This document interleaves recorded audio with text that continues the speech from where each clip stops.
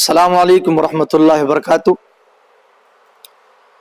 ناظرین، آج مسلمان پوری دنیا میں پریشان ہیں،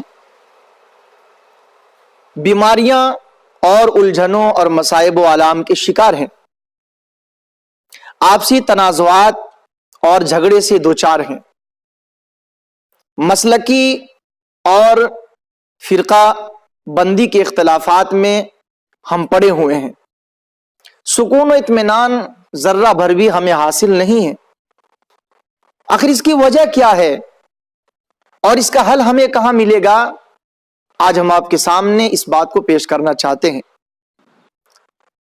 ناظرین، ہم سب کے آقا جناب محمد رسول اللہ صلی اللہ علیہ وسلم نے ارشاد فرمایا کہ اگر تمہیں سکون ڈھونڈنا ہے تو نماز میں ڈھونڈو، اگر اطمینان پانا ہے تو نماز میں پاؤ، اور یہ بھی فرمایا کہ نماز ہی دین کی جڑ اور دین کی بنیاد ہے۔ اور محمد رسول اللہ صلی اللہ علیہ وسلم نے یہاں تک کہہ دیا کہ نماز میں ہی میرے آنکھوں کی ٹھنڈک بھی ہے۔ جب نماز میں یہ تمام تر خوبیاں ہیں اور نماز میں یہ تمام تر اچھائیاں ہیں تو پھر ہم نماز سے دور کیوں ہیں؟ اور آخر ہم نماز سے قریب کیوں نہیں جاتے کہ ہمارے مسائل حل ہوں، ہماری پریشانیاں دور ہوں، ہماری بیماریاں ختم ہوں، ہمارے تنازعات ختم ہوں؟ ہم نماز کے قریب کیوں نہیں جاتے؟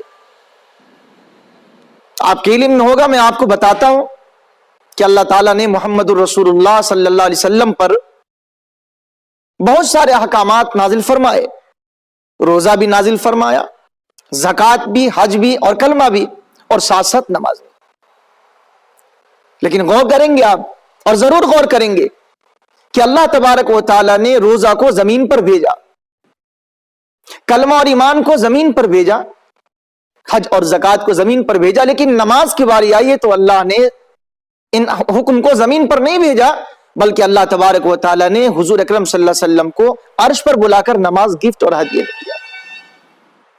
نماز کی یہ فضیلت ہے کہ نماز اللہ تبارک و تعالیٰ نے اپنے سرکار کو آسمان اور عرش پر بلا کر دیا۔